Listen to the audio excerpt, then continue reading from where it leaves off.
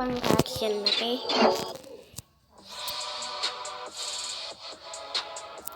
Nah, di sini aku akan nge-record. Pada kesempatan kali ini kami akan membahas chapter 8 menit aja ya. 134 Attack on Titan, di mana ini adalah chapter yang sangat mengerikan dan lebih kelam dari dampak gemuruh Titan Eren. Sebelum masuk pembahasan, bantu kami dengan klik subscribe dan like-nya ya. Oke, jadi mari kita mulai saja pembahasannya. Chapter ini berjudul Di Kedalaman Keputusasaan. Scene dibuka dengan Historia yang sedang melahirkan dibantu Ibu Bidan. Seperti yang kami katakan sebelumnya, kalau Historia resmi menjadi mamah muda karena sudah menjadi ibu di umurnya yang masih 19 tahun. Tapi jangan salah sangka, umur 19 tahun di zaman dahulu itu sudah dianggap tua dan sudah sewajarnya menikah.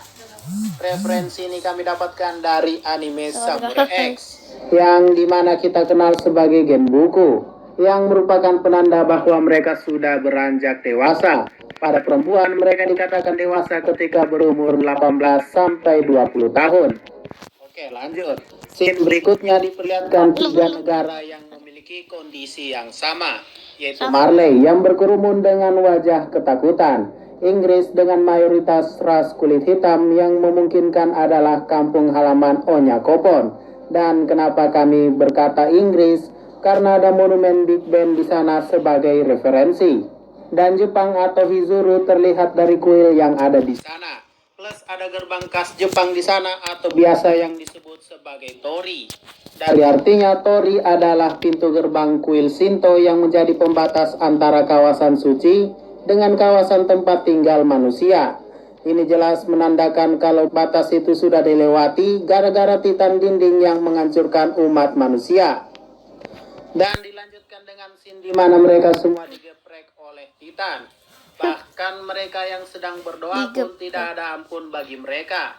Nah, di sini kami ingin menjelaskan sedikit bagi kalian yang mendukung Eren maupun aliansi Eldia Marley. Sekali lagi kami tegaskan, keduanya benar, keduanya juga salah. Jadi pintar-pintar saja menempatkan diri dalam situasi tersebut. Jika saya pribadi ditempatkan pada posisi bukan orang paradis, jelas ketakutan melihat Titan dinding yang datang menghancurkan kita. Bahkan bisa dikatakan tidak satu pun pikiran untuk membenci Eren lagi. Yang ada di Titan hanya satu saat itu, bagaimana bisa selamat dari Titan tersebut. Dan itulah scene doa ditunjukkan. Mereka sangat ketakutan dan meminta pertolongan agar mereka selamat. Tapi sekali lagi dengan doa tanpa usaha juga tidak akan bisa menyelamatkanmu. Alias tidak ada keajaiban tiba-tiba seperti Titan dinding lenyap seketika. Itu tidak mungkin terjadi.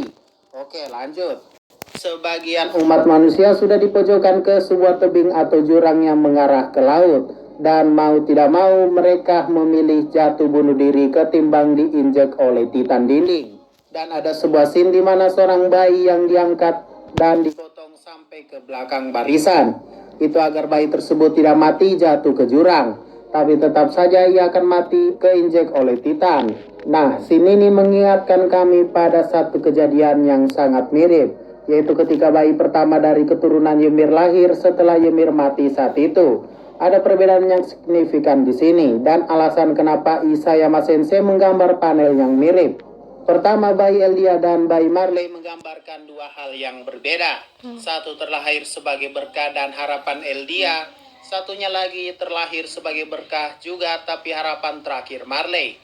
Ada yang terlahir untuk meneruskan pewarisnya dan ada yang terlahir untuk mengakhiri era pewarisnya. Scene berganti di sebuah pangkalan udara Salta. Nah, di sini para pengungsi akhirnya sampai di pangkalan tersebut. Semua pesawat sudah pergi, artinya mereka harus bertaruh jika ingin selamat. Kalau Eren bisa dihentikan. Di sana ada salah satu komandan Marley yang mungkin adalah komandan yang menjaga benteng tersebut. Di sana ia sadar bahwa perlakuan Marley selama ini kepada Eldia adalah salah. Mereka juga paham bahwa yang menciptakan iblis dari Pulau Paradis adalah karena kebencian mereka. Tapi itu semua sudah terlambat. Seperti kata pepatah Eren, sekarang lo nyesel kan? Biasanya sebagai sesama manusia memang penyesalan itu selalu datang terlambat. Dan yang pasti walau hari ini mereka menyesal, tidak menutup kemungkinan di masa depan mereka akan membenci Eldia lagi. Sebagai contoh, Raja Tembok Karl Fritz sudah memberi kebebasan bagi dunia, bahwa mereka tidak akan diganggu lagi oleh Eldia. Tapi lihat, setelah 100 tahun, Marley berulah lagi. Dan ya, bisa kita lihat sekarang Iblis Pulau aka Eren Yeager bisa terlahir untuk memenuhi harapan mereka. Berlanjut pada scene flashback Karina aka ibunya Renner. Ternyata Karina tidak sebaik yang kita kira. Ia adalah orang tua seperti biasanya yang ada di Marley, sama seperti orang tua Grisa dan orang tua Seke. Mereka sama-sama memanfaatkan anak mereka untuk tujuan pribadi mereka. Contohnya orang tua Grisa terlalu patuh dengan Marley sehingga mendoktrin anaknya Grisa sebagai pendendam dan membuatnya benci ke Marley. Lalu ada orang tua Seke yang menyuruhnya membenci dia, padahal kebebasan bermain Seke telah direbut dan dipaksa melakukan ini itu. Dan sama seperti Ibu Renner yang hanya dendam pribadi kepada Eldia di Paradis, karena mungkin ia tahu bahwa mereka di sana hidup enak, sedangkan Eldia di Marley disiksa oleh Marley. Ah iya, kami juga baru sadar kalau Karina punya adik, dan adiknya ini menikah dan mempunyai anak yang bernama Gabi Brown. Yang sebenarnya kami sudah sadar sih ketika Gabi memanggil Bibi Karina. Cuma nggak nyangka saja kalau ibunya ternyata saudara langsung dari ayahnya Gabi. Oke, lanjut. Pasukan Marley sudah bersiap dengan pesawat tempur mereka. Dan uniknya ini yang membuat kami sedikit tertawa di tengah seramnya chapter ini. Apakah Isayama Sensei sedang melawat? Yang benar saja dong. Ternyata bom yang selama ini dimaksud oleh Angkatan Udara adalah sebuah drum yang berisikan minyak. Kalau kalian cari bom di Google, yang akan muncul itu begini. Dan jika kalian cari bom pesawat, akan muncul seperti ini, berbentuk seperti peluru atau bom rudal. Tapi yang ada di Attack on Titan malah drum. Ya, drum isi minyak, yang apabila kena tembakan atau terkena sesuatu yang panas akan memicu ledakan. Dan inilah yang dilakukan Marley. Mereka menjatuhkan drum tersebut ke dekat Titan dinding agar ia langsung meledak karena uap panas dari Titan tersebut.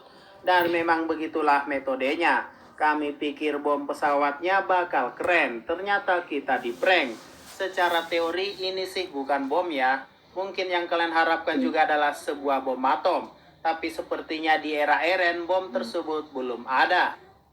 Ini juga menjelaskan kenapa armada angkatan laut lebih dibanggakan ketimbang angkatan udara. Eren yang melihat ini sebagai ancaman langsung bereaksi. Ia membuat bis Titan dari salah satu tulang Titan yang ada di bagian atasnya. Apakah ini kekuatan Warhammer Titan ataukah kekuatan Founding Titan? Yang jelas bis Titan muncul dari sana, yang artinya itu memang Titan Seke, walau belum dikonfirmasi itu adalah Seke Yeager. Karena terlihat seperti dikendalikan. Titannya juga muncul dan tersambung dari leher dan kedua kakinya. Artinya memang ini Oke, udah 8 menit jadi ya. Bye. Bye guys. Bye.